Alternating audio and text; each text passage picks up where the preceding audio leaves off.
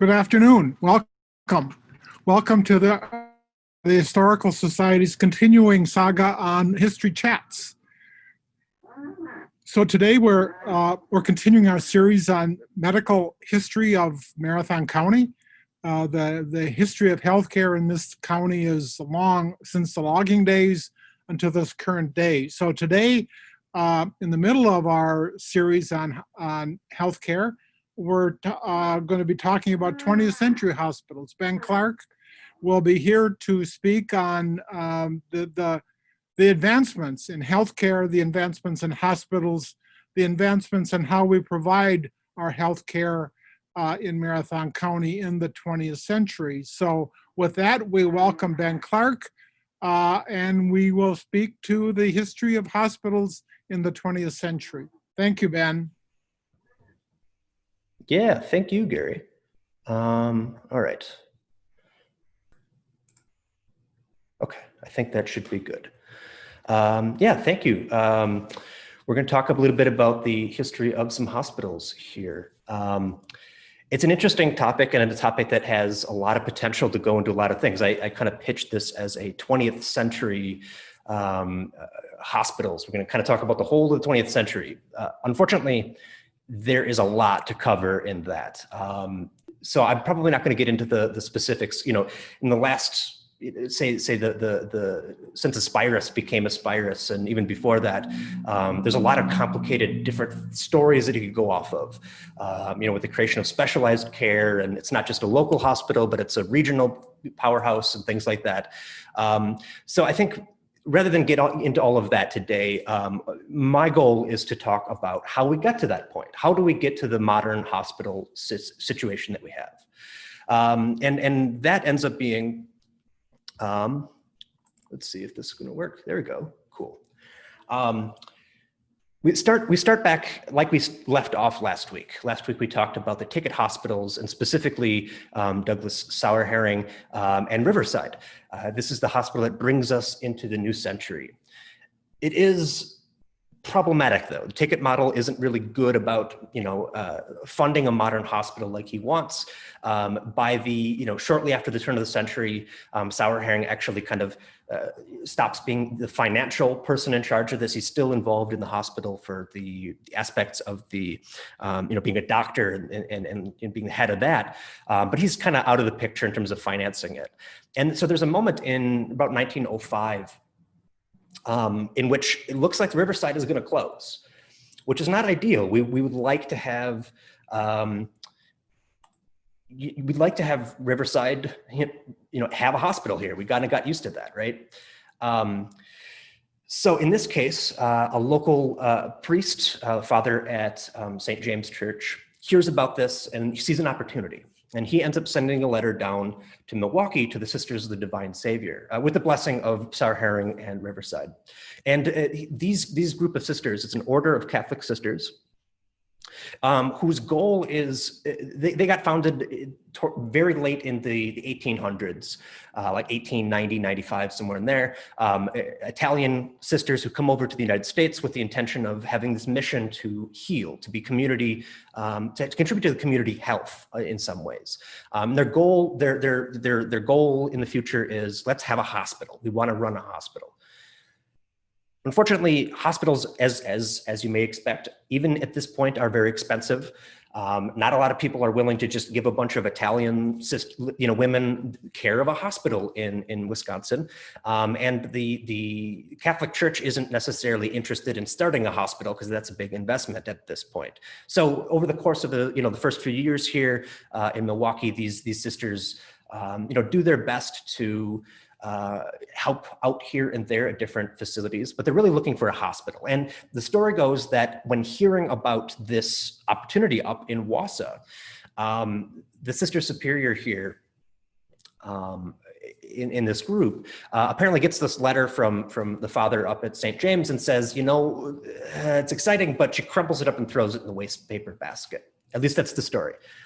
Because she realizes that this isn't going to fly. The higher ups of the church are not going to authorize this. But apparently later that evening, she is convinced to pull it out of the waste paper basket, show some of the other sisters. they're much more enthusiastic about the idea. And so they end up going ahead and making arrangements. They convince her, she's apparently going back to Rome for some sort of event. And so ask, hey, could you ask, no harm in asking, at least we might as well do that. So she leaves, and the instructions, the arrangements that they had were, if you don't hear back from her, going over to Rome by Thanksgiving in 1905, then you can go up and take a look and maybe see about this hospital. She goes, asks, and is told, no, we don't want, not unexpected, but yeah, we do not want this to happen. Apparently, they also make the explicit instructions that not only no, but don't even bother writing back to the other sisters in Milwaukee to tell them no. Just don't worry about it. So, not hearing back from their, the superior, the mother here, the other sisters come up to, after Thanksgiving, they come up to Wasa and take over Riverside. It's one of these classic ask for forgiveness, not for permission situations. And in this case, it works. By the end of the year, they have a hospital, and this is going to be the hospital. In 1906, they rename it to St. Mary's. They're still out of this building here in Riverside. But it's not really well situated for a modern hospital. And so what they end up doing is the community comes together and they build this building here. This is St. Mary's, the building up on Maple Hill in the north of Wasa. And this is going to be the home for the hospital for the next few, long time. So yeah, this is St. Mary's. This is a new building. I want to kind of pivot a little bit and talk about something that happens within the first decade here, which is the Spanish flu. The Spanish flu epidemic, a lot of parallels to what we're seeing here a century later. It hits Wasa and the surrounding area pretty hard. Over the course of 1918, it goes from 10 cases to maybe we're getting better, only 30 to 700 cases within, and this is all in the span of like a month and a half. It gets bad, right? Maybe not as many deaths as other places, but actually disproportionately Wasa and Marathon County have a hard time following some of the guidelines of the state about, understanding how to quarantine people and stuff like that. And ultimately, like even in 1920 here, there are still influenza cases that are lingering. People are still getting sick with this flu a year and a half after it first comes here. So this lesson has an impact on the hospital situation here, because obviously 700 cases, that's a lot of cases to take care of. They don't really have enough beds to do that. And so there's especially as Wasa is growing during this period, they decide to make some changes, including making arrangements for a new southern wing that adds a bunch more beds that's going to make it possible to reach a lot more people. Around the same time, we need to talk about Mary and Daniel Plummer. Daniel Plummer was one of the early bankers here. He was big involvement. The family itself, the Plummers, certainly early pioneers and influential members of the community of Wasa. Some of you may remember their old house being the home for the WSAU during their early years for the radio and television, which is no longer, unfortunately, here. Around 1920, Daniel Plummer passes away, which leaves Mary, and she's thinking about the legacy of the family, and she wants to do something with their estate. She wants to be able to, have something memorializing her late husband. And so she looks at a bunch of different things. She looks at, maybe a library, maybe whatever. And ultimately, they settle on a hospital. I think partially because they recognize that this is a growing community that needs more beds. And even that planned addition at St. Mary's wasn't going to cut it in terms of providing enough beds per capita as they, the guidelines suggested at the time. I think there is maybe also something to be said about a desire in the community for a non-Catholic hospital. When push comes to shove, I think everybody, doesn't mind having getting care, but I think there were certainly people who were hesitant to go see the sisters up at St. Mary's if they got sick. And so that may or may not have played into this as well. Ultimately, they built this building, Memorial Hospital, in 1924. It's originally the Daniel Plummer Memorial Hospital, but they dropped his name and it just becomes Memorial. The building itself is really interesting. It's unusual for a hospital. It's got these sort of architectural features. It's kind of designed to let in as much light, natural lighting into the building as possible. So it's kind of a unique take for its period. They add on Ross Hall in 1929. At this point, I probably should mention the nursing school. Back at St. Mary's in 1912 or so, the sisters had been helping out as best they can, in the hospital situation, the doctors doing procedures and caring for patients. But there was a suggestion that it might be not a bad thing to have the doctors do a little bit of some classes, essentially. So they set up some classes to provide some opportunity for the sisters to learn how to, not just changing linens and beds and, doing administrative work and things like that, but how, to help assist with surgeries or things like that. That becomes a full-blown nursing program by the 20s. And so you see that becoming, it's much more long-lived. I was going to look up to I think into the early 60s is when that program continues. I know through the 50s at least. It may have even been a little later. I apologize. I should have looked that up. Anyway, St. Mary's has that program. Memorial also has another program. That's what this building here, Ross Hall, was designed to be the residential and sort of teaching area there. And then after it folds, the teaching school closes in the middle of the Depression, 35. And it becomes more facilities. Eventually, somehow they get joined together. I'm not entirely sure when this happens, but you can see, modern Google Maps, there is a connecting point. Couldn't find any historical pictures, but there you are. And then they also add this addition in 1960 to add more space. It's not quite fitting the architectural style, but it's there. Let's go back and talk about St. Mary's because it has also gone through some significant changes over the years. You have this wing in 1922 on the southern side. There's a matching one that gets added in 1941. Also, during this period, there's a bunch of other buildings that are built. There's a powerhouse, there's a laundry administration building. This building in the back, behind the St. Mary's itself, I think that was originally intended to be for the nursing program and dormitories and things like that. And then in 1968, they add the western wing here to the building. So you can see there's expansion. Both of these hospitals throughout the rest of, the middle of the 20th century, there's a lot of need for new space, for new facilities in various capacities. This becomes a little bit problematic though. By this point in 1968, they're already considering trying to join these two hospitals. Modern medical care in the post-World War II era, let's say, is expensive. It's not just, having hospital beds for people with the flu to recover in. Now we have, at this point, people are actually going to have their babies delivered at the hospital. That would not be something you would have done back in Sauer Herring's time in the ticket hospital days. So you need care for infants and things like that. You need, people are developing heart surgeries and cancer treatments and, laboratories, and all of this is very expensive. And to have two hospitals for the same community, basically trying to replicate the same thing, is kind of working at odds with each other. And so in 1970, they merged, they announced they were merging the hospitals. They changed the name of the hospitals to Wasa Hospital North and South. Part of the deal was, they didn't want to have it be a religious title. So they removed St. Mary's, kind of uniformly named it. So for the course of the 1970s, you have this situation. You have Hospital North and Wasa Hospital South.